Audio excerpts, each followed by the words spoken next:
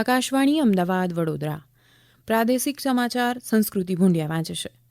સૌપ્રથમ મુખ્ય સમાચાર. ગુજરાત સતત બીજી વખત આરોગ્ય સુવિધા સુખાકારી ક્ષેત્રે દેશભરમાં પ્રથમ ક્રમે. રાજ્યમાં વન અધિકાર અધિનિયમ અંતર્ગત 1 લાખથી વધુ વનબંધુ 5.5 લાખ હેક્ટરથી વધુ જમીનના માલિક બન્યા. રાજ્યમાં ચાંદીપુરા વાયરસ સંક્રમિત કેસોની સંખ્યા વધીને 159 થઈ. રાજ્ય સહિત દેશભરમાં આજે રાષ્ટ્રીય હાથસાળ દિવસની ઉજવણી. અને હવામાન વિભાગે આજથી 12 ઓગસ્ટ સુધી રાજ્યમાં હળવાથી મધ્યમ વરસાદની આગાહી કરી. સમાચાર વિગતવાર. રાજ્યમાં માતા અને બાળ મૃત્યુદરમાં નોંધપાત્ર ઘટાડો નોંધાયો છે. નીતિ આયોગે જાહેર કરેલા સસ્ટેનેબલ ડેવલપમેન્ટ ગોલ્સ ઇન્ડેક્સના ચોથા અહેવાલમાં આ માહિતી સામે આવી છે. આ અહેવાલ મુજબ ગુજરાત રાજ્ય સતત બીજી વખત આરોગ્ય સુવિધા સુખાકારી ક્ષેત્રે દેશભરમાં પ્રથમ ક્રમાંકે રહ્યું છે. આરોગ્યમંત્રી ઋષિકેશ પટેલે આ સિદ્ધિ બદલ આરોગ્યકર્મીઓની કામગીરીને બિરદાવી તેમને અભિનંદન પાઠવ્યા હતા. આ ક્રમાંક માટે માતા મૃત્યુદર, 5 વર્ષથી નાના બાળકોનો મૃત્યુદર, બાળકોનું રસીકરણ, સંસ્થાકીય પ્રસૂતિ, ટીબીના કેસની નોંધણી સહિતના આરોગ્ય અને સુખાકારીના સંદર્ભે 11 જેટલા આરોગ્ય વિષયક માપદંડોની સમીક્ષા કરવામાં આવે છે. મુખ્યમંત્રી ભૂપેન્દ્ર પટેલે સોશિયલ મીડિયાના એક સંદેશમાં કહ્યું કે રાજ્યને આ સિદ્ધિ માતા અને બાળ મૃત્યુદરમાં મોટો ઘટાડો, સંસ્થાકીય પ્રસૂતિ તેમજ બાળકોના સંપૂર્ણ રસીકરણમાં મોટો વધારો કરવાના કારણે હાંસલ થયો છે. ઉપરાંત ચેપી રોગો જેવા કે ટીબી નિયંત્રણમાં ઉત્કૃષ્ટ કામગીરી તેમજ HIV એઇડ્સના પ્રસરણમાં મોટા પાયે થયેલા ઘટાડા તેમજ મેડિકલ અને પેરામેડિકલ માનવબળમાં થયેલા વધારાના કારણે પણ રાજ્યને આ સિદ્ધિ મેળવવામાં સફળતા મળી છે. આગામી 9મી ઓગસ્ટે વિશ્વ આદિવાસી દિવસની ઉજવણી કરાશે. ત્યારે રાજ્યમાં વન અધિકાર અધિનિયમ અંતર્ગત 1 લાખથી વધુ વનબંધુ 5.5 લાખ હેક્ટરથી વધુ જમીનના માલિક બન્યા છે. વન અધિકાર અધિનિયમ 2006 કાયદા અંતર્ગત સરકારે વ્યક્તિગત તેમજ સામુદાયિક કુલ 1,02,612 દાવા મંજૂર કર્યા છે. આના કારણે 5,59,332 હેક્ટર જમીન વનબંધુ માટે માન્ય રાખવામાં આવી છે. વર્ષ 2023માં આવેલી મુખ્યમંત્રી વન અધિકાર ખેડૂત ઉત્કર્ષ યોજના અંતર્ગત લાભાર્થીઓને પશુ સહાયનો લાભ, બકરા ઉછેર માટે સહાય વગેરેનો લાભ આપવામાં આવે છે. આ યોજના અંતર્ગત વર્ષ 2023-24માં 39 કરોડ 82 લાખ રૂપિયાની ફાળવણી કરવામાં આવી છે. અત્યાર સુધીમાં 16,980 લાભાર્થીઓને તેનો લાભ અપાયો છે.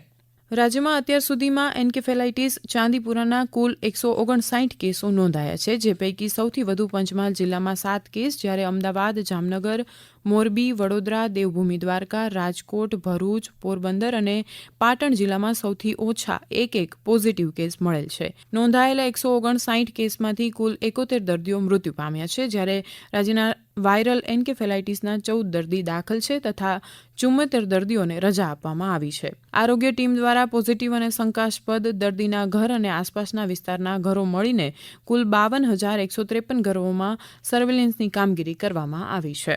વિધાનસભા અધ્યક્ષ શંકરભાઈ ચૌધરીએ આગામી 21 ઓગસ્ટથી વિધાનસભા સત્ર બોલાવવા માટેની રજૂઆત રાજ્યપાલ આચાર્ય દેવવ્રતને કરી છે. અધ્યક્ષે રાજ્યપાલને કરેલી રજૂઆતમાં 21 ઓગસ્ટના રોજ બપોરે 12 વાગ્યાથી સભાગૃહ બોલાવવા માટે આહવાન કર્યું છે. અધ્યક્ષ દ્વારા વિધાનસભાના તમામ સભ્યોને આ દિવસે સભાગૃહની બેઠકમાં ઉપસ્થિત રહેવા જણાવ્યું છે.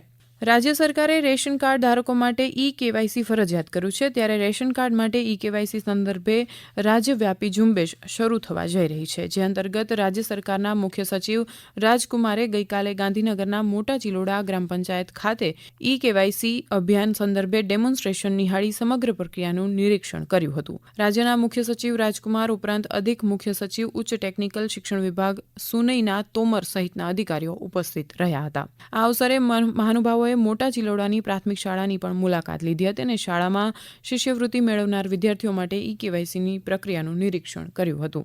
રાજ્યમાં આજે રાષ્ટ્રીય હાથસાળ દિવસની ઉજવણી કરાશે. દરમિયાન અમદાવાદ, રાજકોટ, સુરત, વડોદરા અને ભાવનગર તેમજ મુંબઈના બોરીવલી ખાતે હસ્તકલા પ્રદર્શન અને વેચાણ મેળો યોજાશે. અમદાવાદમાં પંડિત દીનદયાળ ઉપાધ્યાય ઓડિટોરિયમ ખાતે યોજાનારા પ્રદર્શન અને ઉજવણી કાર્યક્રમ દરમિયાન રાષ્ટ્રીય પુરસ્કાર તથા સંત કબીર પુરસ્કાર વિજેતા હાથશાળ કારીગરોનું સન્માન કરાશે. સાથે જ ગરવી ગુર્જરી એમ્પોરિયમના સ્ટાફ માટે national institute of design NID દ્વારા તૈયાર કરાયેલા નવા ગણવેશને પણ લોન્ચ કરાશે.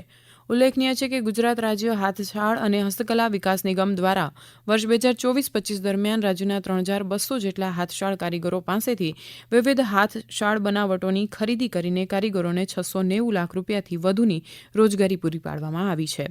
નિગમ દ્વારા ગયા વર્ષે છેલ્લા 50 વર્ષના ઇતિહાસમાં સૌથી વધુ 25 કરોડ રૂપિયાથી વધુનું વેચાણની સિદ્ધિ હાંસલ કરવામાં આવી હતી.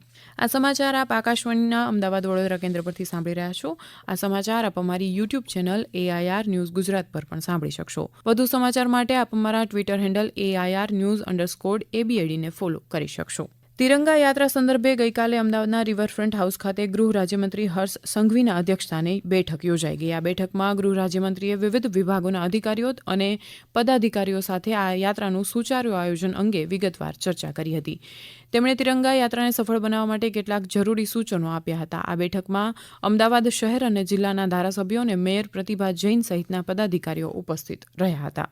કચ્છ જિલ્લા ગ્રામ્ય વિકાસ એજન્સી અને મનરેગા યોજના અંતર્ગત જિલ્લાની 57 ગ્રામ પંચાયત ખાતે રોજગાર દિવસની ઉજવણી કરવામાં આવી હતી. અમારા કચ્છ જિલ્લાના પ્રતિનિધિ જણાવે છે કે ગ્રામજનોને મનરેગા યોજનાની માહિતી, નવા જોબ કાર્ડ, નવા વ્યક્તિગત કામોની માહિતી આપી સામૂહિક કામોની વિસ્તૃત ચર્ચા કરવામાં આવી હતી. જિલ્લાના તમામ ગામોમાં એક પેડ માં કે નામ અંતર્ગત વૃક્ષારોપણ કરવામાં આવ્યું હતું તથા વધુ વૃક્ષો વાવવા માટે શપથ લેવડાવવામાં આવ્યા હતા. દક્ષિણ ગુજરાત અને મહારાષ્ટ્રના ઉપરવાસના વિસ્તારોમાં પડી રહેલા સતત વરસાદને પગલે ઉકાઈ ડેમની સપાટીમાં સતત વધારો થઈ રહ્યો છે. ગઈકાલે ઉકાઈ ડેમમાં 97,969 ક્યુસેક પાણીની આવક થઈ હતી. આ સાથે હાલ ડેમની સપાટી 334.27 ફૂટ પર પહોંચી હતી. અમારા પ્રતિનિધિ નીરવ કંસારા જણાવે છે કે ડેમની સપાટી રૂલ લેવલ નજીક પહોંચતા ગઈકાલે ડેમના 4 દરવાજા ખોલવામાં આવ્યા હતા, જેથી તાપી નદીમાં 40,270 ક્યુસેક પાણી છોડવામાં આવ્યું. ગઈકાલે દિવસ દરમિયાન રાજ્યના 90 જેટલા તાલુકાઓમાં વરસાદ વરસ્યો હતો. તેમાં તાપીના નિર્જરમાં સૌથી વધુ 17 મિલીમીટર, વડોદરાના સિનોરમાં 15 મિલીમીટર, આણંદના અંકલાવ 13 મિલીમીટર, ભરૂચના વાગરા અને અરવલ્લીના ભિલોડામાં 10-10 મિલીમીટર વરસાદ નોંધાયો હતો. આ ઉપરાંત અન્ય તાલુકાઓમાં 7થી માંડીને 1 મિલીમીટર સુધીનો વરસાદ વરસ્યો હતો. હવામાન વિભાગે આજથી 12 ઓગસ્ટ સુધી રાજ્યમાં હળવાથી મધ્યમ વરસાદની આગાહી કરી છે. આવતીકાલે બનાસકાંઠા, સાબરકાંઠા, મહેસાણા, ગાંધીનગર, અમદાવાદ, નવસારી, વલસાડ, સુરત સહિત ઉત્તર, મધ્ય અને દક્ષિણ ગુજરાતમાં ઘણા સ્થળોએ ગાજવીજ સાથે હળવાથી મધ્યમ વરસાદની શક્યતા છે અને કચ્છ તેમજ સૌરાષ્ટ્રના જૂનાગઢ, પોરબંદર, દેવભૂમિ, દ્વારકા સહિતના અમુક સ્થળોએ ગાજવીજ સાથે હળવાથી મધ્યમ વરસાદની આગાહી છે. દરમિયાન આજે રાજ્યના 96 તાલુકાઓમાં સામાન્ય વરસાદ નોંધાયો હતો. પોરબંદર તાલુકાના ઓડદર ગામ પાસેના દરિયા કિનારે પોલીસે આશરે 1 કિલોગ્રામથી વધુનો માદક પદાર્થનો જથ્થો જપ્ત કર્યો છે, જેની કિંમત 2 લાખ રૂપિયાથી વધુની છે. પ્રાથમિક તારણ મુજબ કોઈ અજાણ્યા શખ્સોએ આ પદાર્થને દરિયામાં ફેંકી દીધા હોવાનું જાણવા મળેલ છે. પોલીસે આ અંગે અજાણ્યા શખ્સો સામે ગુનો નોંધીને વધુ તપાસ હાથ ધરી છે.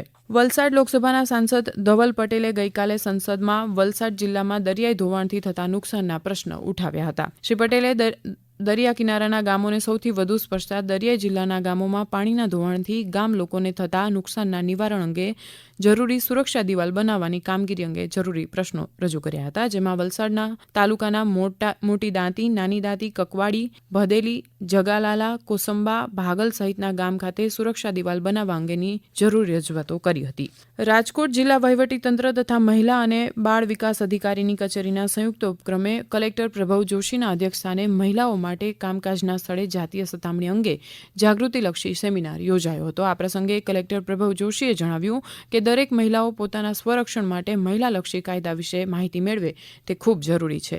પાટણ જિલ્લામાં પણ નારીવંદન ઉત્સવ અને મહિલા કર્મયોગી દિવસની ઉજવણી અંતર્ગત પાટણના સમી ખાતે કામકાજના સ્થળે મહિલાઓની જાતીય સતામણી અધિનિયમ 2013 અંતર્ગત એક સેમિનારનું આયોજન કરવામાં આવ્યું હતું. અંતમાં મુખ્ય સમાચાર ફરી એકવાર. ગુજરાત સતત બીજી વખત આરોગ્ય સુવિધા સુખાકારી ક્ષેત્રે ગુજરાતમાં પ્રથમ ક્રમે. રાજ્યમાં વન અધિકાર અધિનિયમ અંતર્ગત 1 લાખથી વધુ વનબંધુ 5.5 લાખ હેક્ટરથી વધુ જમીનના માલિક બન્યા. રાજ્યમાં ચાંદીપુરા વાયરસ સંક્રમિત કેસોની સંખ્યા વધીને 159 થઈ. આકાશવાણીના અમદાવાદ વડોદરા કેન્દ્ર પરથી પ્રાદેશિક સમાચાર પૂરા થયા.